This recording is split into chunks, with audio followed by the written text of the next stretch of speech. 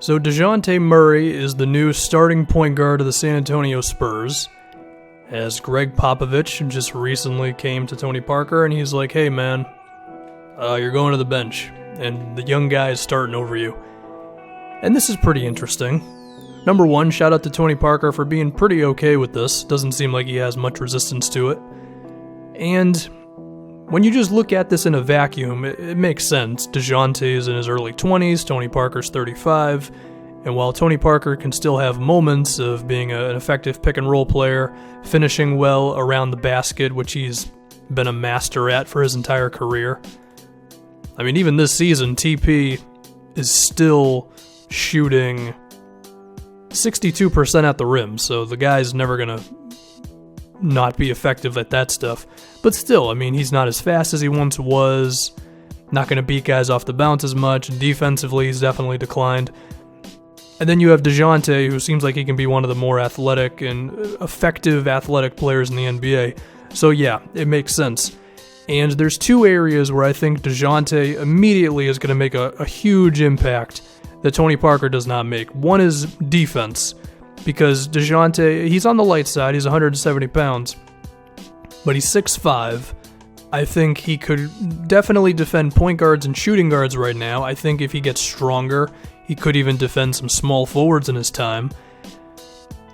And he puts in the effort, man. He fights around screens, and you can tell that Dejounte, he definitely cares about defense, which, that's a good thing, right? You got a 21-year-old under Pop's system, and the potential there is limitless. And if we can talk about a healthy Kawhi Leonard, I think San Antonio would definitely be the best defensive team in the league from point guard to small forward. Because you're talking about Dejounte Murray, Danny Green, and Kawhi Leonard. I mean, my goodness. That's why, I mean, if those three can be there and if Kawhi can be healthy, that's kind of one of the reasons why, one, I overlooked when I was talking about the Spurs and where they rank in the West when I did that video a couple weeks ago. But that's one thing that you got to look at with them versus a team like Houston or a team like Golden State is just the amount of switchability between those three guys, you know? I mean, I don't think Dejounte could defend Kevin Durant possession by possession, but if he gets switched onto him for a couple times a game, I don't think it's the end of the world. And you can say the same thing with Danny Green on Steph or Kawhi on Clay, you know. A lot of versatility defensively there. And then we talk about rebounding. Dejounte averages over one offensive rebound a game, and there have been some big moments. I remember earlier this year against the Thunder, Dejounte grabbed an offensive rebound, and I think it led to a three-pointer by Burtons, and it was in the fourth quarter, I'm pretty sure. It was a big possession, and he's going to make those kind of plays. He's always kind of lingering around the basket, which can sometimes be a little scary because you want your point guard to be the first line of defense back, but as long as you don't go to that well too many times and you can actually be effective at that stuff, then do it. That's what I say. And then, you know, he also grabs a solid, 4 defensive rebounds a game. And DeJounte's already a way better rebounder than Tony Parker ever has been. So, he gives you the defense and the rebounding. As far as offense, he's definitely a little more hesitant with the ball than maybe Tony even is right now, which is okay. I think it's a good sign that DeJounte seems to be the type of guy who you have to kind of urge to shoot more and urge to beat guys off the bounce more rather than he wants to do that stuff all the time and then you have to kind of rein him in. I think it's easier to do that because, I mean, if you remember, when Tony Parker arrived on the Spurs, Popovich had to kind of deal with the fact that Tony liked to shoot the ball. Whereas with DeJounte, it seems like he's going to have to kind of just make him be a little more aggressive sometimes.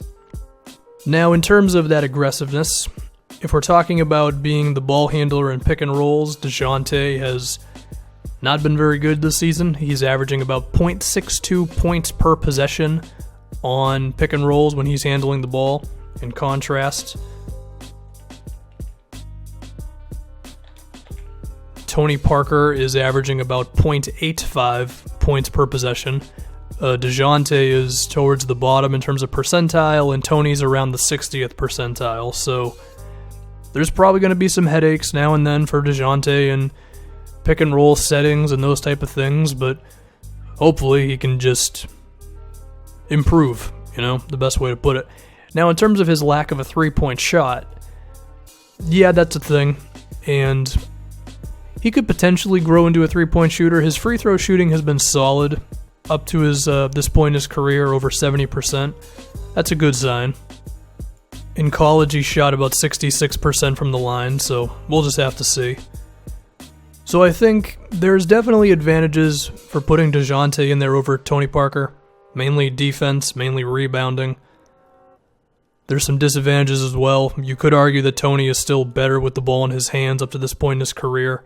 Dejounte's turnover percentage is not pretty. It's around 19%. His assist percentage is around 21%. So you could make the argument that he's not all the way there, ready for it.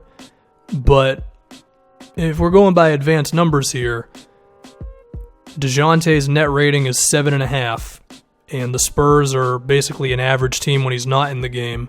And on the flip side of things, Tony Parker, the Spurs are technically better when Tony Parker's not in the game, which that doesn't mean Tony Parker's not a good player. Like, he still does things well, but it'll be interesting. I think Dejounte is a guy where there's going to be some headaches, but there's also going to be some really good moments as well. So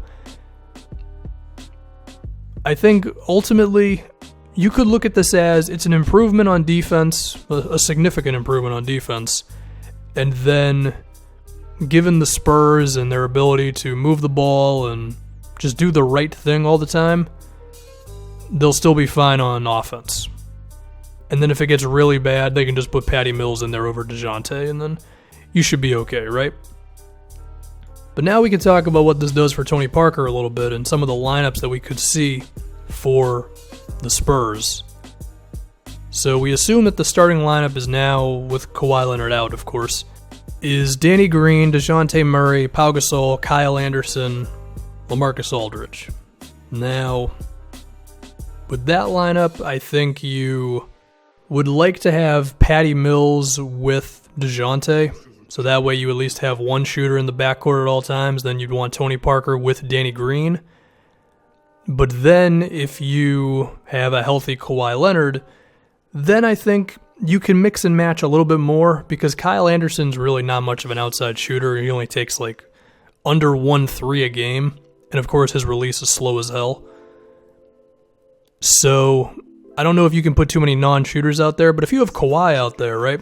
Like, if you have Kawhi and LaMarcus Aldridge out there, I think you could experiment with having Tony Parker and Dejounte in the game, potentially. I'm just spitballing. That could end up being a disaster.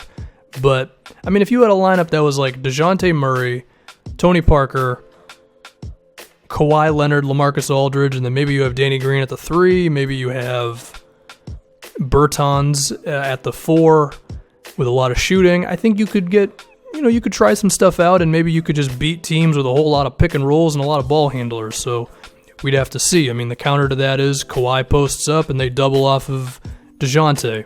But then again, Dejounte is not bad at attacking closeouts. So whatever. It's the Spurs. They'll figure stuff out. What I'm getting at is once Kawhi Leonard gets back, I think this gives him a lot of versatility. Definitely on defense, and a lot on offense as well. We have to include Rudy Gay. Rudy Gay is currently hurt at the moment. Could there be a lineup that we eventually see where it's Dejounte, Danny Green, Kawhi, Rudy Gay, LaMarcus Aldridge? Yeah, potentially. I think that's an idea. So, yeah, I mean, I'm definitely speculating at this point, but if we just talk about the move itself, yeah, I mean, improvements on defense, improvements on rebounding. I think Dejounte is going to have some moments where it's not beautiful, maybe just because he can't shoot. But then other moments, he's going to do some things that Tony Parker just simply can't do. So, I mean, if Popovich says it's time, then who am I to argue with it,